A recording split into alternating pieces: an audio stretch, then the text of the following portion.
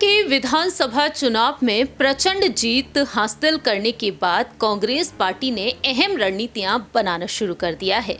जिन राज्यों में विधानसभा चुनाव होना बाकी रह गए हैं उन राज्यों के लिए मालूम हो कि इस साल के अंत तक मध्य प्रदेश, राजस्थान, छत्तीसगढ़ और तेलंगाना में विधानसभा चुनाव होंगे और अगले साल 2024 में लोकसभा चुनाव होने जा रहे हैं। और इन लोकसभा चुनाव को ध्यान में रखते हुए कांग्रेस ने अहम रणनीतियां बनाई हैं। अध्यक्ष मल्लिकार्जुन खड़गे, पूर्व अध्यक्ष राहुल गांधी और आलाकमान सोनिया गांधी ने राष्ट्रीय महासचिव प्रियंका गांधी वाड्रा को लेकर कुछ अहम फैसले लिए हैं। प्रियंका गांधी वाड्रा को जीत का श्रेय दिया जा रहा है कर्नाटक के विधानसभा चुनाव और हिमाचल के विधानसभा चुनाव को लेकर। ऐसे में प्रियंका को लेकर अलग अलग अटकलें तेज हैं और अब प्रियंका नई भूमिका में दिखाई दे सकती हैं।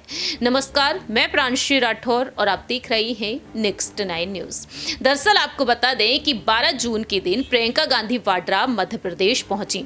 जबलपुर वह पहुंची, जनसभा को संबोधित किया। केंद्र सरकार पर, मोदी सरकार पर वह हमलावर होती हुई नजर आई, लेकिन दूसरी ही तरफ केंद्रीय नागरिक उड्डयन मंत्री ज्योतिरादित्य सिंधिया पर उन्होंने तंज कसना यहां पर जरूरी समझा। दरअसल ज्योतिरादित्य सिंधिया एक ऐसे वरिष्ठ नेता जो एक वक्त कांग्रेस का हिस्सा रहे। 2018 में ज्योतिरादित्य सिंधिया की अगुवाई में कांग्रेस ने चुनाव लड़े, लेकिन मुख्यमंत्री कमलनाथ को बना दिया गया। वहीं 2020 में ज्योतिरादित्य सिंधिया बीजेपी में शामिल हो गए और अब देखा जाए तो ज्योतिरादित्य सिंधिया और उनके समर्थक एक बेहद बड़ी चुनौती बने हुए हैं, ना सिर्फ कांग्रेस के लिए बल्कि भारतीय जनता पार्टी के लिए भी। इस बीच देखा जाए तो मध्य प्रदेश की सियासत को लेकर प्रियंका गांधी वाड्रा अब यहां पर मोर्चा खोलती हुई नजर आ रही है बीजेपी के खिलाफ, लेकिन दूसरी ही तरफ राजस्थान, छत्तीसगढ़ और तेलंगाना में वह जल्द से जल्द एक्टिव होंगी। सबसे पहले आपको दिखाना चाहेंगे कि प्रियंका गांधी वाड्रा किस तरीके से जबलपुर में बरसती हुई नजर आई है। सुनिए जरा। आप ये मुझे बता दीजिए कि महंगाई बढ़ी है कि घटी है? बढ़ी है ना। किसान इस देश की रीढ़ की हड्डी है। ये देश किसानों ने बनाया है। ये जितने भी जवान यहाँ खड़े होते हैं, जो हमारी सरहद पे खड़े होकर हमारी रक्षा करते हैं, किसान के बेटे हैं। किसान के लिए सरकार ने कुछ नहीं किया। फसल का दाम नहीं मिलता, गेहूं, धान, सोयाबीन, सब्जियों का दाम नहीं मिलता।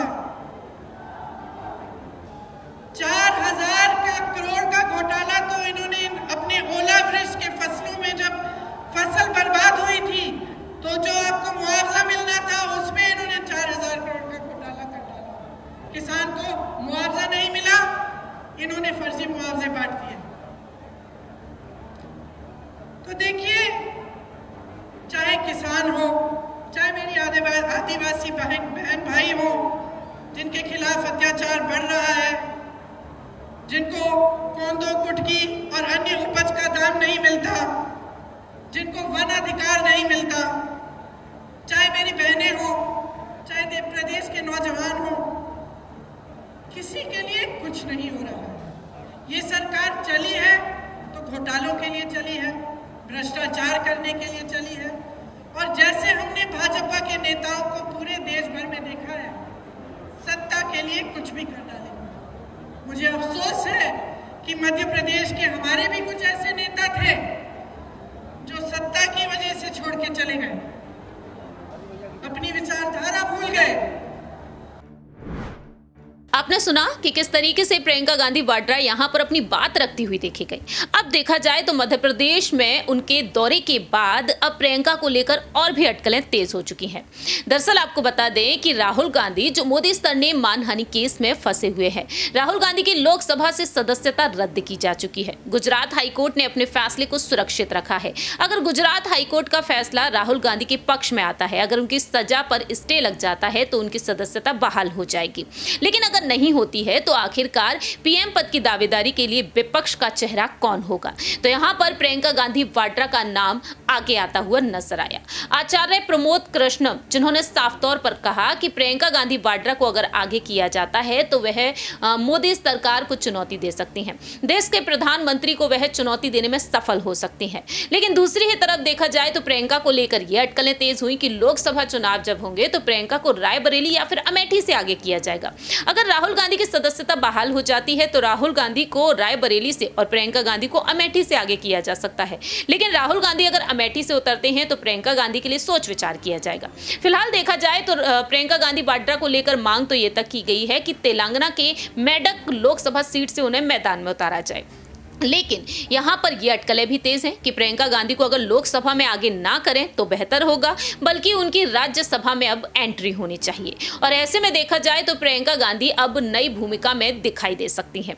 तो आपको बताएंगे इस खास रिपोर्ट के जरिए कि आखिरकार प्रियंका गांधी वाड्रा को लेकर अब पार्टी ने क्या कुछ अहम रणनीतियां बना ली हैं। जी हाँ, दरअसल आपको बता दें कि प्रियंका गांधी वाड्रा को लेकर अब जो खबरें सामने आई हैं उनके मुताबिक सामने आया है कि कांग्रेस में जान फूकेंगी अब प्रियंका गांधी वाड्रा। नई जिम्मेदारियों के साथ वह मैदान में उतरेंगी। प्रियंका गांधी वाड्रा को लोकसभा चुनाव नहीं लड़ने के ऐलान के बाद अब प्रियंका को लेकर कांग्रेस नेताओं ने कुछ अहम रणनीतियां बनाई हैं। सूत्रों के मुताबिक यूपीए अध्यक्ष और कांग्रेस की दिग्गज नेता सोनिया गांधी ने पार्टी के वरिष्ठ नेताओं के साथ बैठक की। बैठक में फैसला लिया गया है कि प्रियंका गांधी वाड्रा के लोकसभा चुनाव लड़ने के बजाय प्रियंका गांधी देशभर में पार्टी और उसके सहयोगियों के पक्ष में प्रचार करेंगी। उत्तर प्रदेश में चुनाव प्रचार तक वह सीमित नहीं रहेंगी, बल्कि 2024 के आम चुनाव से पहले राज्यसभा भी जा सकती हैं।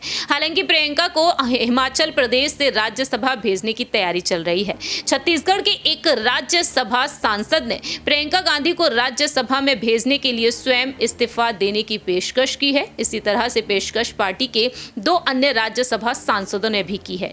इतना ही नहीं, प्रियंका गांधी स्टार प्रचारक के तौर पर देखी जाएंगी और कांग्रेस को वह मजबूती देती हुई नजर आएंगी। वह एक स्टार प्रचारक के रूप में पार्टी को और अधिक मजबूती प्रदान करेंगी और उन्हें लोकसभा चुनाव नहीं लड़ने चाहिए।